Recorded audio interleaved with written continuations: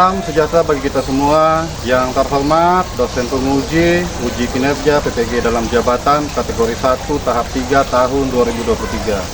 Perkenalkan, saya Indra Naftali SPD, saya mahasiswa PPG dalam jabatan kategori 1 tahap 3 di LPTK Universitas Negeri Malang dengan nomor induk 233173714590.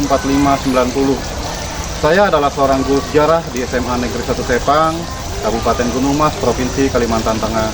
Pada kesempatan ini saya akan melaksanakan praktek pembelajaran guna memenuhi tugas uji kinerja pendidikan profesi guru dalam jabatan kategori 1 tahap 3 tahun 2023.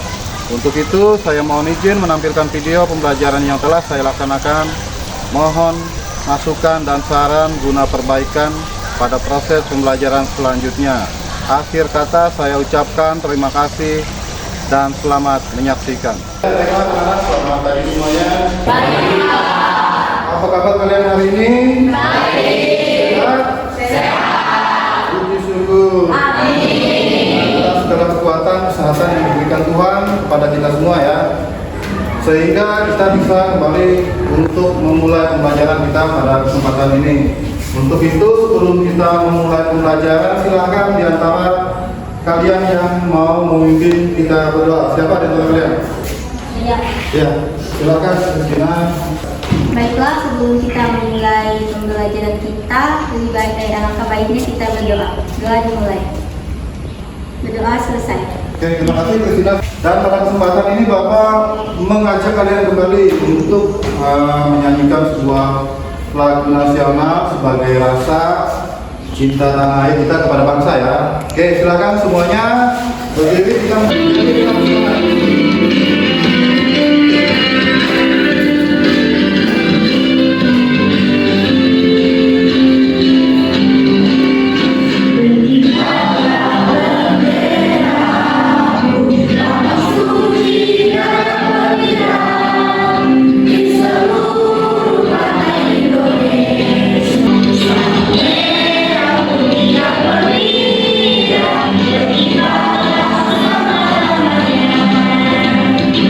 Hari ini di antara kalian ada yang tidak hadir nggak?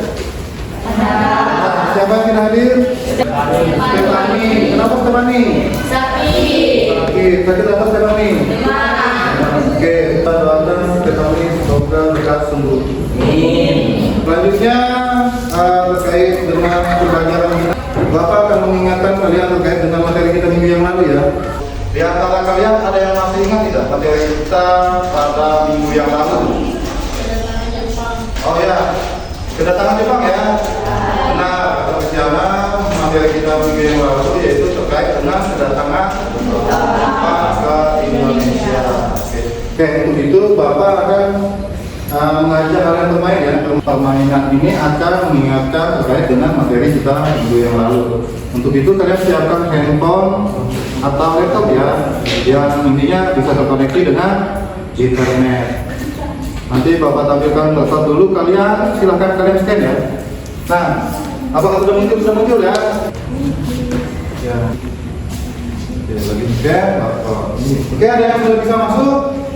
Bapak kirimkan sebentar yang menggunakan laptop, Bapak bagikan linknya di grup. Kalau sudah muncul semua, silahkan kalian klik mulai ya. Klik mulai terjadi tampilan logo mulai itu, silahkan kalian klik. Nah, ini dia rekan. Silahkan dikerjakan mulai dari nomor 1 sampai dengan nomor 5.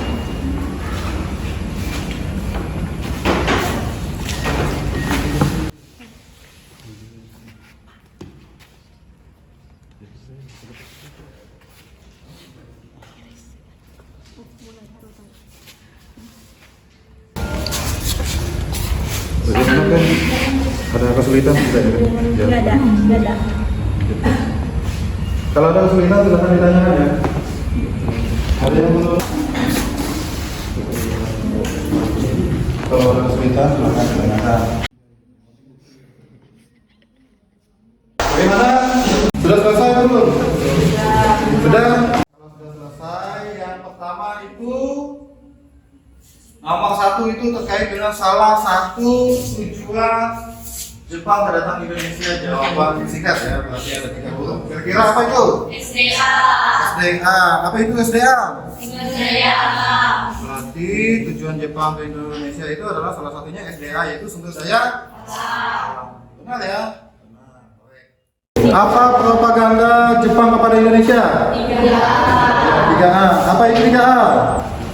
Jepang pemimpin Asia, Jepang pelindung Asia, dan Jepang menghayati Asia. Ya bagus. Kemudian yang selanjutnya yang ke nomor 4. Jepang pertama kali datang ke Indonesia melalui daerah Tarakan. Mana Tarakan itu? Kalimantan Timur. Kemudian yang kelima. Pertanyaan terakhir, Jepang menganggap Indonesia itu sebagai hasil dari jawaban kalian. Kemudian Bogel 59, 11 Jaya, Fiona, Besti, Presiana. Oke, sudah ya? Itu terkait dengan materi kita minggu yang lalu. Oke, Bapak merasa senang kalian masih mengingat materi-materi kita pada minggu yang lalu. Permainan kita terkait dengan mengingat materi minggu yang lalu, bagus sudah?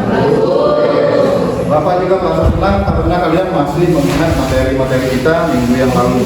Nah, pada kesempatan ini Bapak akan menyampaikan materi ya, atau tujuan pembelajaran kita dengan materi yang baru, yaitu terkait dengan pengarahan penindasan versus perlawanan.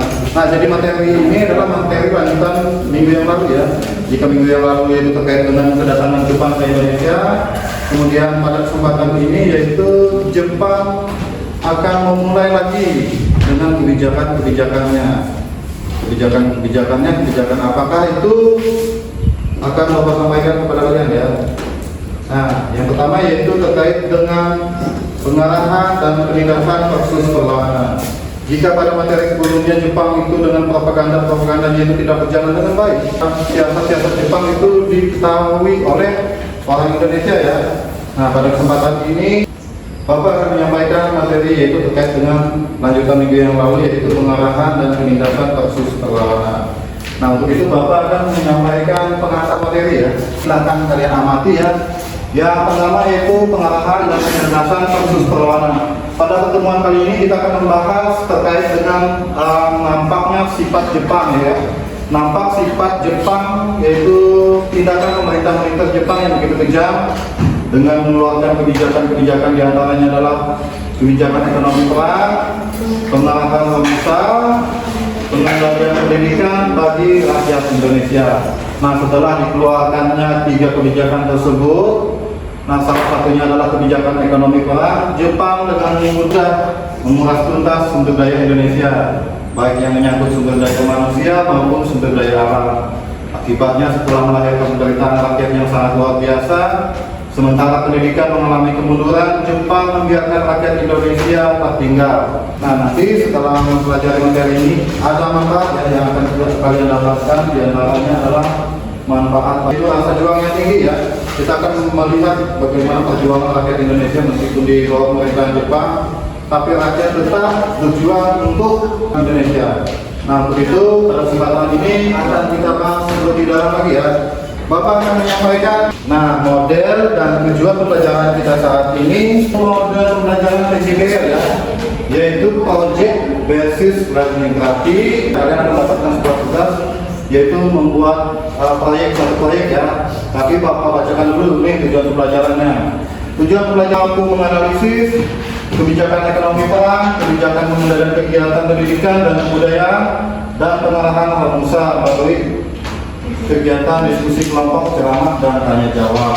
Kemudian yang kedua yaitu peserta didik mampu menganalisis dampak dari kebijakan-kebijakan Jepang dan merumuskan nilai-nilai yang bisa dipetik melalui kegiatan diskusi kelompok, presentasi, ceramah, dan tanya jawab. Kemudian yang ketiga, tujuan pembelajarannya adalah peserta didik mampu membuat infografis hasil analisis tentang kebijakan-kebijakan yang dikeluarkan oleh Jepang dan dampaknya bagi kehidupan rakyat Indonesia, serta hasil rumusan tentang nilai-nilai yang bisa dipetik dari tindak kejaman Jepang lalu dipresentasikan. Berarti nanti kalian membuat infografis ya. Dalam membuat infografis menggunakan tanpa Kemudian setelah selesai kalian print dalam bentuk PDF lalu dipresentasikan ya.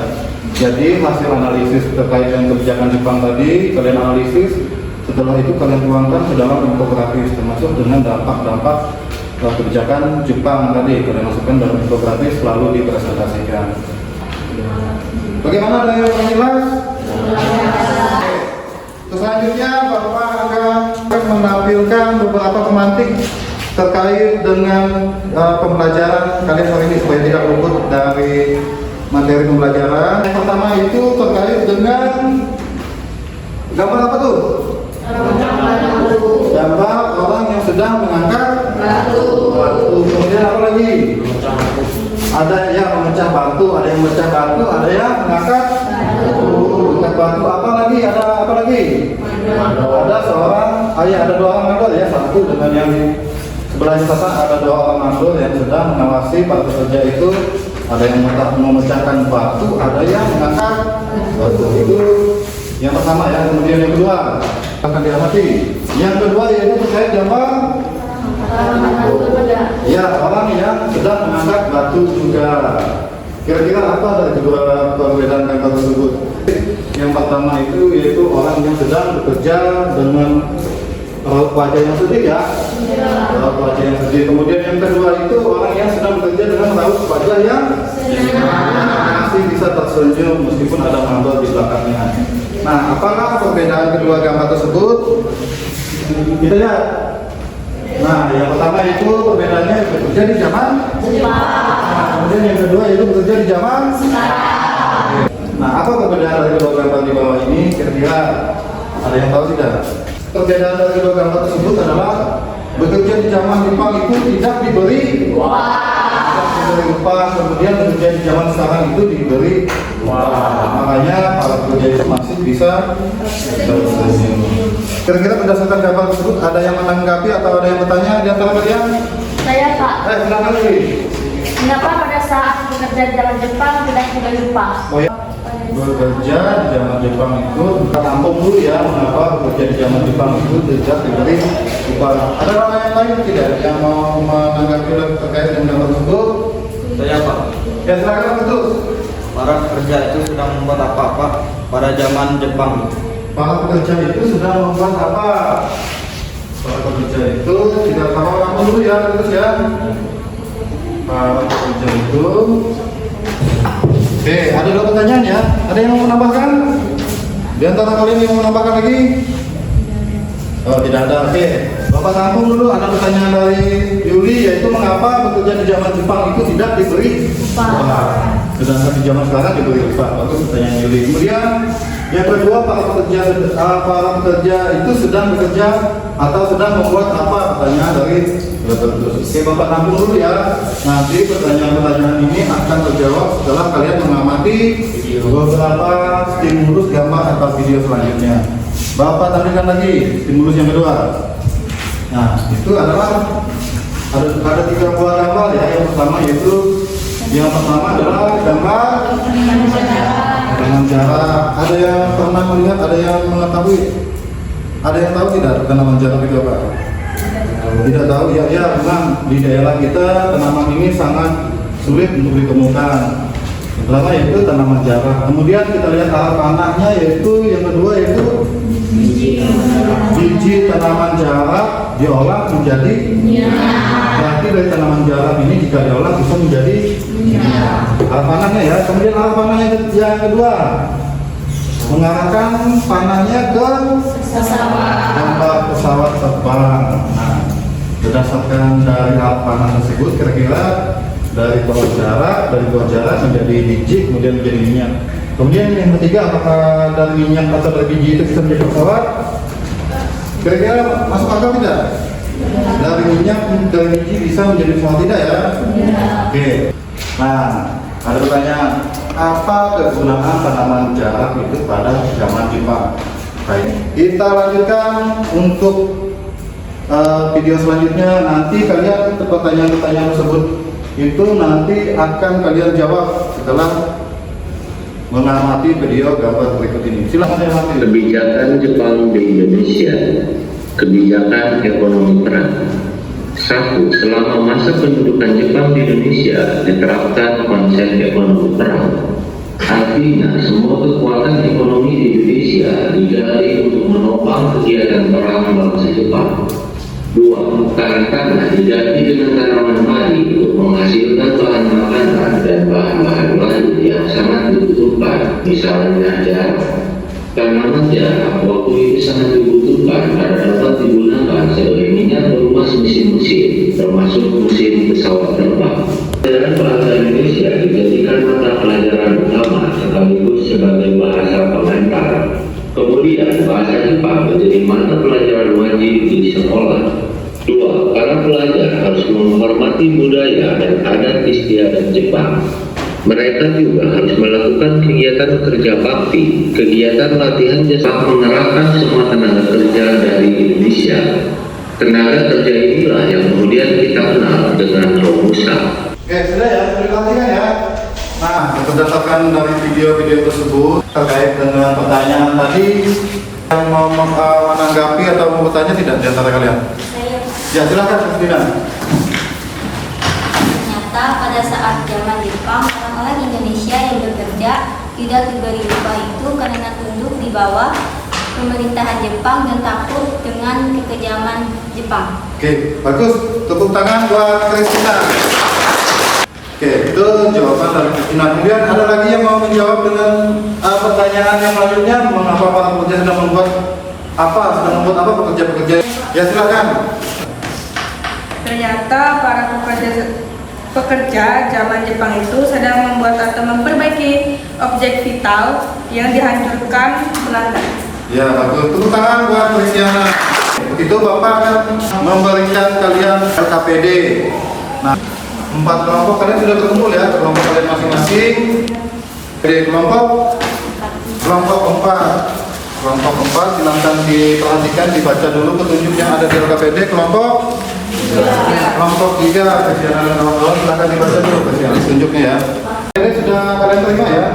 Sekarang Bapak akan memberikan kalian instruksi atau petunjuk bagaimana cara mengerjakan LKPD tersebut ya. Petunjuk ya, yang pertama yaitu tentunya kalian harus menulis nama kelompoknya siapa, anggotanya siapa. Kemudian yang kedua itu ada petunjuk belajar. Nah, yang kedua itu bacalah petunjuk. Kemudian diskusikan proyek yang telah ditentukan oleh kelompok masing-masing. Nah, nanti kalian cari referensi dari buku, modul internet untuk memperdalam atau menambah wawasan kalian terkait informasi. Nanti akan kalian presentasikan ya dalam bentuk infografis. Nanti hasil analisis tadi kalian tulis di LKPD, kemudian merumuskan nilai-nilai apa saja, kemudian dituangkan dalam infografis, kemudian nanti dikirim dalam bentuk PDF lalu dipresentasikan. Bagaimana? Sudah cukup jelas? Jelas. Betul, silakan kalian bekerja dengan semangat, saling berdiskusi, saling berkolaborasi ya. Nanti tiap kelompok silakan dibagi tugasnya, ada yang menganalisis, ada yang mencari rumusan, ada yang mencari dampak, kemudian ada yang memasukkan dalam bentuk infografis, dalam infografis ya. Oke, silakan bekerja. Kalau ada pertanyaan silakan ditanyakan ya. Saling berbagi ya, saling berkolaborasi. Silakan bekerja. Oke, waktu kalian 50 menit dari sekarang ya. 50 menit dari sekarang, silakan bekerja dengan semangat.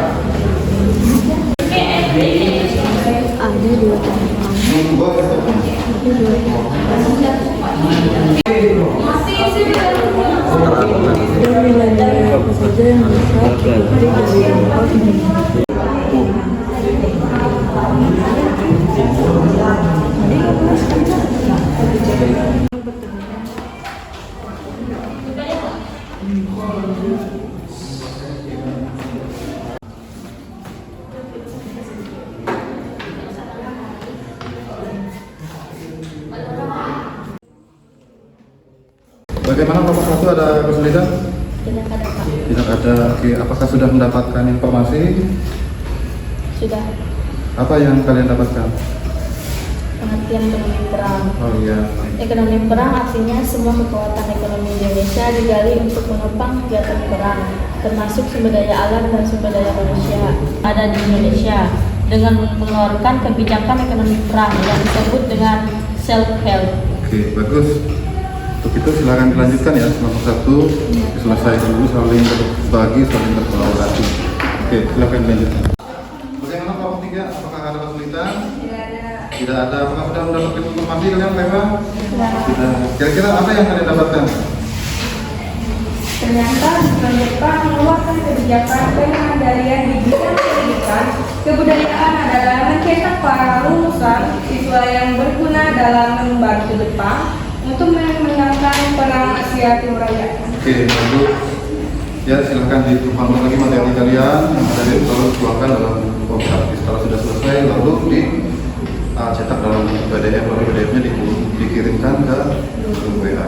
Oke, silakan dilanjutkan ya. Nomor 3. Bagaimana nomor 4? Apakah kalian sudah mendapatkan informasi? Apakah ada kesulitan? Tidak ada. Apakah ada informasi? Informasi apa yang kalian dapatkan? Dapat informasi dari adanya dari 2009 Tomusa adalah sistem kerja paksa pada zaman Jepang di Indonesia. Yang pekerja paksa itu adalah orang-orang Indonesia sendiri. Tomusa ini secara khusus bertujuan untuk menopang perang Asia Timur Raya. Jepang mengerahkan semua tenaga kerja dari Indonesia. Oke, bagus. Untuk kalian silakan lanjutkan ya materi kalian. Silakan kalian mencari informasi dari internet atau dari buku sampel atau modul yang sudah ada bagian. Berikutnya semangat ya. Apa yang jadi kelompok kalian? Apakah ada kesulitan? Tidak ada. Apakah sudah dapat informasi kalian? Sudah. Dari analisis kami tentang tindakan pengendalian kegiatan pendidikan dan kebudayaan oleh Jepang, ternyata tujuan Jepang mengendalikan di bidang pendidikan dan kebudayaan adalah mencetak para lulusan siswa yang dalam membantu Jepang untuk memenangkan perang Asia Timur Raya. Oke, bagus. Berarti kalian sudah mendapatkan informasi ya. Nanti saling berbagi, ada yang menganalisis, ada yang mencari dampak terkait dengan kekejaman Jepang tersebut, kemudian dituangkan dalam bentuk grafis lalu dikirimkan dalam bentuk PDF ke WA Bapak. Oke, silakan dilanjutkan ya. Semangat ya. Bagaimana di antara kalian ada yang sudah selesai? Waktu kita masih ada sekitar 20 menit ya untuk kalian mengerjakan. Silakan diselesaikan dulu, difinalkan dulu. Nanti setelah selesai kalian masukkan ke dalam bentuk PDF ya, lalu dikirim ke grup. Nanti kalian presentasikannya melalui laptop Bapak. Ada yang sudah selesai belum ya? Oke, silakan dikerjakan, masih ada 9 menit ya. Silakan dikerjakan.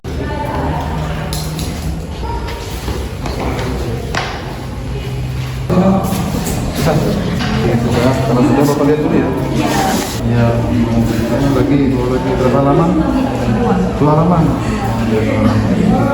Nanti kalau sudah selesai nanti di PDF-kan ya. Lalu dikirim ke grup, nanti presentasi menggunakan laptop Bapak. Nanti siapa yang presentasi silakan kalian. Ya, nanti ya silakan kalian yang memilih siapa yang presentasi di Bapak. Presentasi dengan baik. Berarti sudah selesai ya? Sudah, Pak. Ya, perhatian, apakah sudah selesai? Sudah. Bagus, kalian bekerja dengan baik. Selanjutnya kita akan mempresentasikan ya hasil terkait dengan diskusi kalian. Oke, itu sebelum kalian maju ke depan mempresentasikan tugas kalian, sudahkah kalian memilih siapa yang mempresentasikan? Sudah ya? Sudah, oke. Di antara kalian kelompok mana yang mau maju ke depan dulu? Silakan. Kami, Pak. Silakan oke, di depan ya kita perhatikan ya. Kelompok 2 akan menyampaikan hasil diskusi mereka melalui presentasi. Silakan oke, dibuka dulu. Perkenalkan, kami dari kelompok 2. Tadinya kami di sini ingin mempresentasikan hasil analisis kami tentang kebijakan pengendalian di bidang pendidikan dan kebudayaan oleh Jepang. Dalam bidang pendidikan, Jepang mulai membatasi kegiatan pendidikan antara lainnya yaitu pengurangan jumlah sekolah, begitu juga tenaga pengajarnya mengalami penurunan secara signifikan, muatan kurikulum yang diajarkan juga dibatasi. Para pengajar diberikan pelatih untuk menanamkan ideologi yang sama dengan Jepang. Terkait dengan janji orang yang sudah kita kenal, seperti yang dilakukan Jepang kepada bangsa Indonesia, yaitu menjanjikan kemerdekaan dari bangsa Barat asalkan Indonesia membantu Jepang dalam Asia Timur Raya. Dari hal tersebut dapat kita maknai bahwa kebaikan seorang patut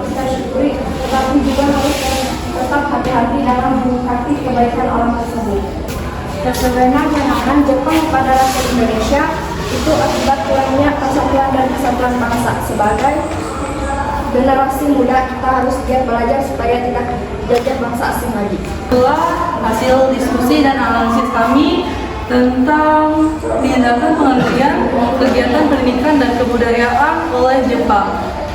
Jika ingin menambahkan atau ingin bertanya, silakan dari kelompok yang lain. Oke. Ya, silakan dari kelompok yang lain yang mau menambahkan atau menanggapi terkait dengan presentasi kelompoknya dia. Silakan. Yang kata kalian. Ada yang? Oh iya, silakan boleh. Mengapa pada saat itu Jepang melakukan pembatasan di bidang pendidikan? Pendidikan yang dilakukan Jepang berfokus agar Jepang. Oke, bagaimana Blin? Ya, Apakah jawabannya bisa diterima? Bisa. Oke, tepuk tangan buat Eslin dan kelompok. Oke, berarti cukup jelas ya? Baik, itu saja dari presentasi dari kami. Terima kasih. Tepuk tangan. Kelompok mana yang mau presentasi selanjutnya? Silakan. Ya, silakan. Kelompok Julian maju ke depan. Terima kasih atas kesempatan yang diberikan. Di sini kami akan mempresentasikan hasil diskusi kami dengan materi kebijakan pengendalian kegiatan pendidikan dan kebudayaan oleh Jepang. Latar belakangnya, tujuan Jepang mengeluarkan kebijakan pengendalian di bidang pendidikan dan kebudayaan adalah mencetak para lulusan siswa yang berguna dalam membantu Jepang untuk memenangkan ketersediaan ilmu.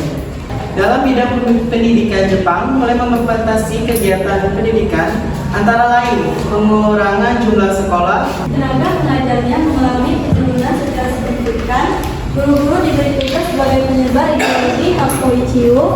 Hakko-Ichiyo adalah suatu ajaran di Jepang yang mengajarkan agar dunia dibentuk menjadi keluarga besar dipimpin oleh bangsa Jepang.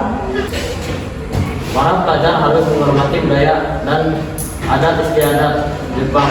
Mereka harus melakukan kegiatan kerja bakti. Pendidikan Jepang di bidang pendidikan, penggunaan bahasa Indonesia sebagai bahasa pengantar. Jepang mewajibkan rakyat Indonesia untuk membungkukkan badan sedalam-dalamnya ke arah matahari terbit atau dinamakan Seikei.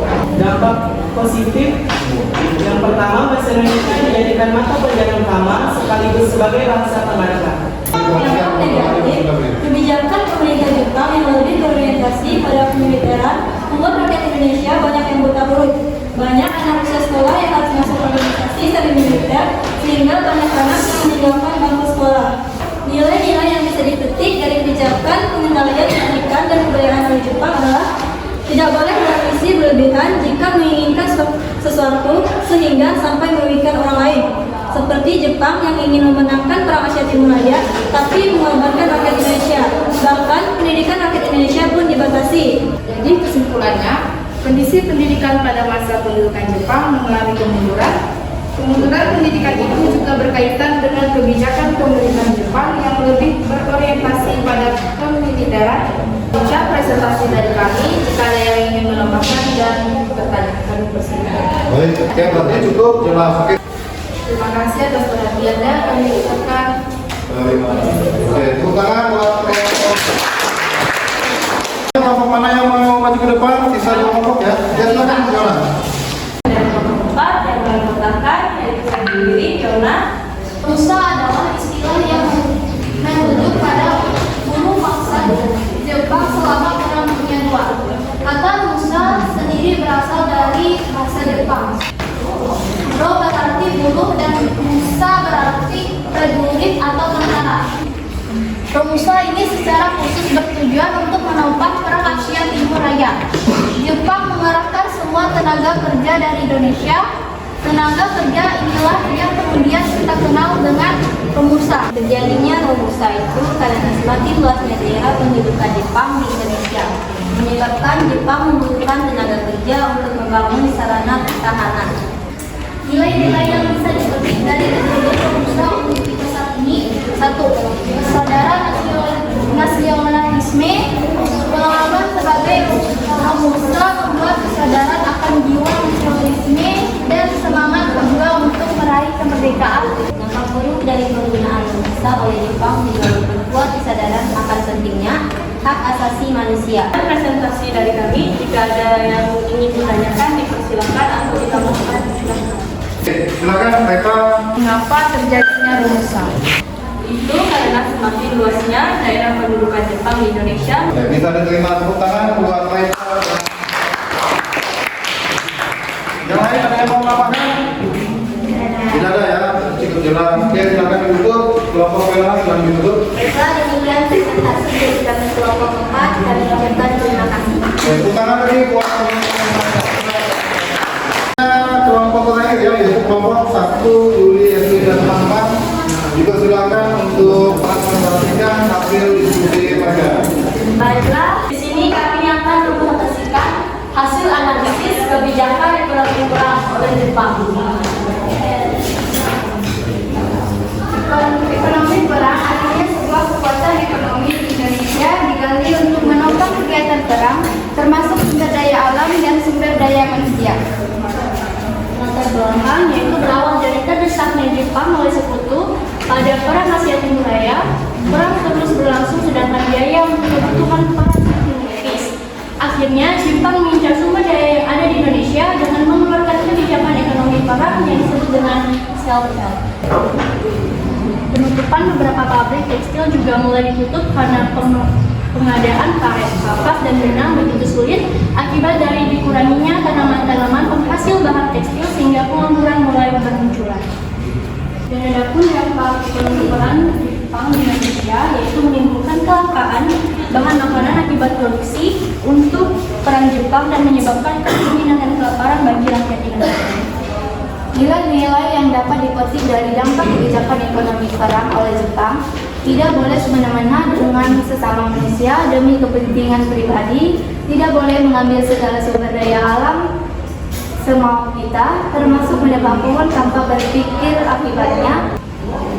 Kebijakan ekonomi perang yaitu seperti gotong royong, semangat gotong royong yang dalam menghadapi kesulitan, lalu ada pun kreativitas dan inovasi, yaitu kemampuan mencari solusi dalam kesulitan untuk memenuhi kebutuhan hidup, dan persatuan dan kesatuan, yaitu pentingnya bersatu dalam melawan penjajahan dan kolonialisme, bahaya eksploitasi sumber daya dan tenaga kerja oleh pemerintah. Nah, jadi inilah hasil analisis dari kami kebijakan ekonomi perang oleh Jepang.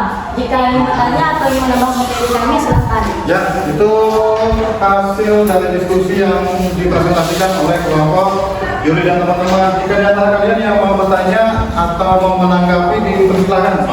Ya, silakan, Presiden Mengerti. Apa yang dimaksud dengan kebijakan ekonomi perang dan mengapa Jepang menerapkan kebijakan tersebut? Ekonomi perang adalah semua kekuatan ekonomi di Indonesia untuk menopang kegiatan perang pemerintah Jepang. Dan mengapa Jepang menerapkan kebijakan tersebut? Karena Jepang ingin memperluas wilayah kekuasaannya dengan sasaran utamanya adalah Korea dan Indonesia. Jepang tertarik terhadap Indonesia karena Indonesia kaya akan hasil bumi, pertanian, tambang, dan lain-lain. Oke, itu jawaban dari kelompoknya. Bagaimana, Kristina? Bisa diterima? Oke, kita kasih tepuk tangan buat Kristina. Baiklah, sekian presentasi dan penyampaian dari kami kelompok 1. Oke, kasih tepuk tangan sekali lagi buat kelompok 1. Akhirnya, Bapak merasa senang sekali kalian sudah menyelesaikan tugas kalian ya. Tugas kalian dengan baik, infografis yang kalian sajikan sudah cukup sempurna, materi-materi yang kalian sampaikan sesuai dengan tujuan pembelajaran. Untuk itu, sekali lagi kasih tepuk tangan buat pembelajaran kita hari ini. Selanjutnya, menyimpulkan terkait dengan materi kita hari ini ya, yaitu tentang kebijakan-kebijakan Jepang di Indonesia. Untuk itu, sebelum Bapak menyimpulkan, di antara kalian ada tidak yang mau membantu Bapak menyimpulkan terlebih dulu? Di antara kalian, silakan juga bantu. Kesimpulan dari yang pertama, Jepang telah melakukan kebijakan-kebijakan yang merugikan rakyat Indonesia. Salah satunya kebijakan ekonomi perang, produk ekonomi yang semua diperuntukkan pemenangan Perang Asia Timur Raya. Jadi, kondisi pendidikan pada masa pendudukan Jepang mengalami kemunduran. Kemunduran pendidikan itu juga berkaitan dengan kebijakan pemerintahan Jepang. yang lebih berorientasi pada kemiliteran untuk usia sekolah yang harus masuk organisasi semi militer, sehingga banyak anak yang meninggalkan bangku sekolah. Oke, terima kasih kepada Julian sudah membantu Bapak menyimpulkan. Ada yang lain yang mau menambahkan atau menyimpulkan terkait dengan materi-materi kita? Oh ya, silakan Muslim. Jadi kesimpulan yaitu ekonomi peran Jepang Indonesia menggambarkan upaya memanfaatkan sumber daya ekonomi untuk menopang kegiatan perang dengan dampak yang beragam. Meskipun terjadinya peningkatan produksi, perbaikan infrastruktur, namun juga ada dampak negatif seperti paparan bahan makanan. Meski demikian, nilai-nilai paling penting dari dampak kebijakan tersebut antara lain seperti semangat gotong royong, kreativitas, serta kesadaran akan bahaya kolonialisme dan pentingnya persatuan dan kesatuan. Oke, terima kasih ya, Muslim. Kalian sudah membantu Bapak dalam menyimpulkan materi-materi kita hari ini.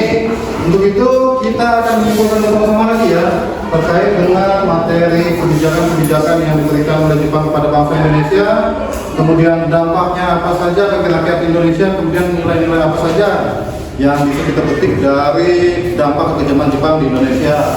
Nah, ternyata kebijakan-kebijakan yang dikeluarkan oleh Jepang tersebut tidak lain adalah untuk menopang dan membantu Jepang dalam perang Asia Timur Raya. Dan kebijakan tersebut sangat membuat rakyat Indonesia menderita karena kesewenang-wenangan Jepang. Meskipun demikian, bangsa Indonesia tetap tabah dan berjuang dalam menghadapi sifat Jepang. Pada saat itu Jepang mendominasi kekuasaan dengan peralatan perang yang lengkap sehingga membuat bangsa Indonesia itu tidak berkutik.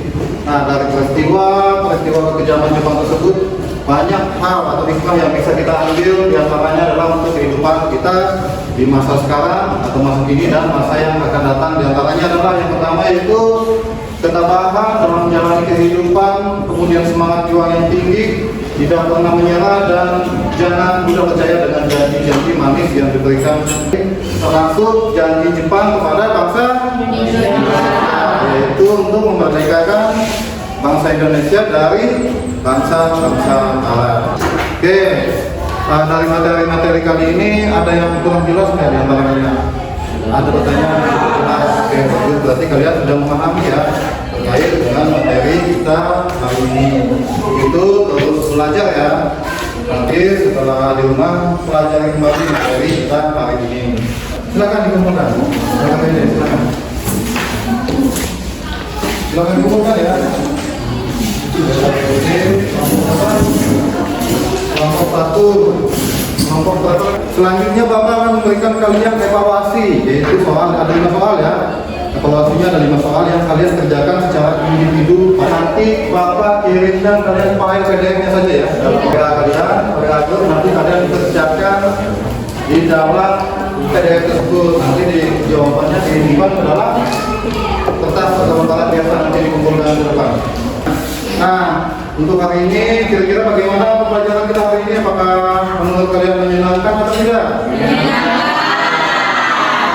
Selanjutnya, berarti minggu depan kita akan mempelajari drama Akhir Sang Kirani yang ada di buku siswa, yaitu di bab 5 ya, di halaman 64. Nanti silakan kalian pelajari nanti sebelum kita pertemuan, bisa saja dibuka pinjam ke perusahaan dan bukain bukunya dulu, nanti dipelajari sebelumnya. Oke, sebelum kita mengakhiri pelajaran hari ini, Bapak mau menyampaikan sedikit ya terkait dengan motivasi kalian. Untuk itu, pertama kalian sudah mengerjakan pekerjaan kalian, tugas kalian mengerjakan dengan baik. Bapak merasa senang sekali. Untuk itu, tingkatkan lagi guna kegiatan kalian dalam pembelajaran ya. Rajin belajar, kemudian selalu hati-hati dalam perjalanan ketika pulang ke sekolah, ke rumah hati-hati kontrol dalam perjalanan ya. Ingat selalu berdoa, bersyukur kepada Tuhan Yang Maha Esa. Begitu sebelum kita menutup pembelajaran kita, silakan di antara kalian yang mau memimpin kita untuk berdoa, silakan di antara kalian. Saya Pak. Silakan Kristiana. Sebelum kita mengikuti pembelajaran kali ini, mari kita berdoa untuk agama dan kepercayaan kita masing-masing. Doa dimulai. Doa selesai. Oke, terima kasih Kristiana. Pembelajaran kita selesai. Semoga apa yang kita dapat hari ini bermanfaat bagi kita semua. Tepuk tangan buat kita semua.